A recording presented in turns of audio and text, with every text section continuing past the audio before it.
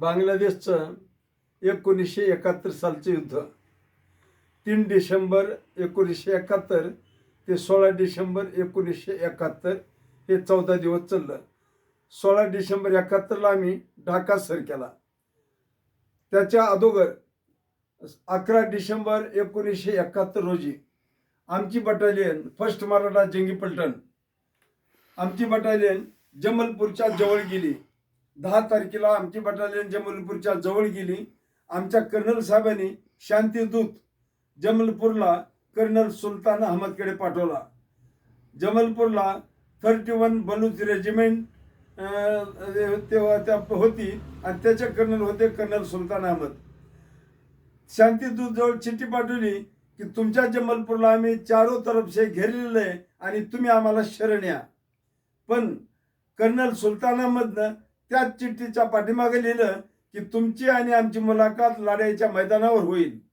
आणि त्या चिठ्ठीमध्ये गोळी बांधली आणि ती चिठ्ठी घेऊन तो शांतीदूत नावाचा तो मुन्शी होता, तो मुन्शी आला आणि त्यानं ती कर्नल साहेबाला चिठ्ठी दिली. त्यावेळेस आम्ही जमलपूरपासून काही अंतरावर होतो. दिवस मावळाच्या टायमाला ती चिठ्ठी त्या मुन्शीजवळ दिली होती.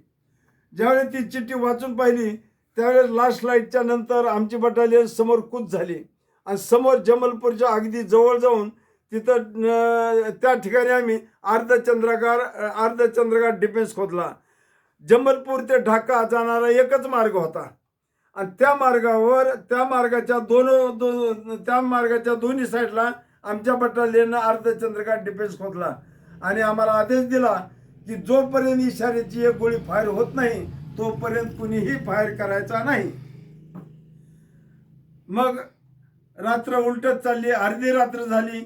पाकिस्तानच्या 31 रेजिमेंटने काय केलं, पूर्ण त्यांचा दारू गळा सगळं सामान जे आहे ना ट्रकमध्ये त्यांच्या मिलिटरीच्या गाड्यामध्ये लोड केलं.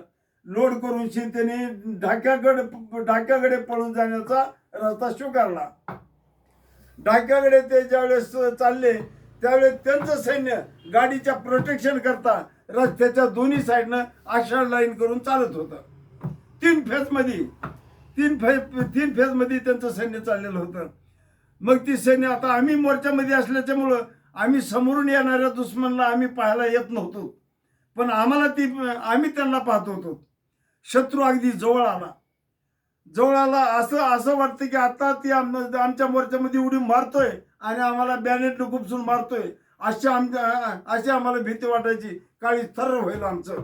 पण इशाऱ्याची गोळी काय फायर होईना गेली.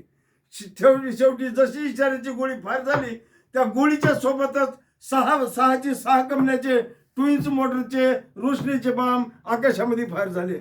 सूर्याच्या प्रकाशासारखा लख प्रकाश पडला.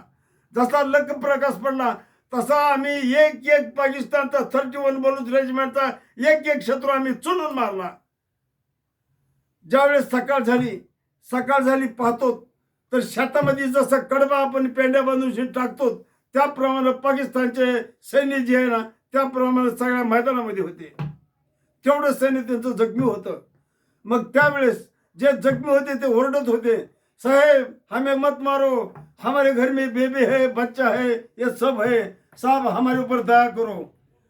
हमारे कंपनी के मेजर साहब ने बोला कि तुम हथियार जहाँ की वहाँ डालो और शरण आ जाओ. ते शरण आले. 565 माणसाची गिनती केली. तेवढेच माणसं अरेस्ट केले जे जखमी झाले ते. आणि कर्नल सुलतान अहमद 31 बलूच रेजिमेंटचे कर्नल त्यांना आमच्या बटालियननं कैद केलं. त्या युद्धामध्ये गोविंद लांजेकर नाईक होता आमचा आरसीएलचा. त्याच्याकडे आरसीएल होती. रस्त्याने जी गाड्या येत होत्या शत्रूच्या त्या गाड्या त्यानं पूर्ण आरसीएल उडवल्या.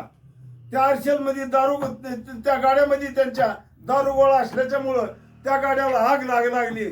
त्यांचं अम्युनिशन आकाशामध्ये लागलं उडायला आणि पूर्ण गाड्या जळून खाक झाल्या. त्यांचे ड्रायव्हरचा सापळा जी ड्रायव्हर शीट असते त्याच्या खाली स्प्रिंग असते त्या स्प्रिंगवर त्यांचा हाडाचा सापळा होता.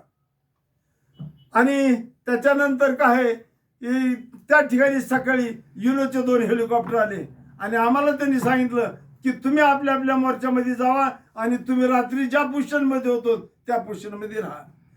ती लढाई 71ची जसं म्हणजे ज्याप्रमाणे कुरुक्षेत्राचे युद्ध झालं तसंच आमच्या बटालियनने युद्ध केलं. आमच्या बटालियनचे कमांडिंग अफसर मी कर्नल केस बरार होते. तर मग अशाप्रमाणे विजय आमचा झाला. आणि त्या युद्धामध्ये आमचे जास्तीत एक 10 माणसं गेले असती आपले गेले तर काय त्यामुळं आम्ही आमचा 11 डिसेंबर 71ची यादास्तव आम्ही हा 11 डिसेंबर सण मानतो. आमचा युनिटचा आमच्या बटालियनचा हा जे आहे ना न विसरणारा त्योहार आहे. एवढं बोलून माझे 4 शब्द पूर्ण करतो. सांगायला तर पुष्कळ आहे पण काय एवढ्या वेळामध्ये तेवढं सांगणं शक्य नाही. त्यामुळं 2 शब्द बोलून 2 शब्द मी आपलं थांबवतो.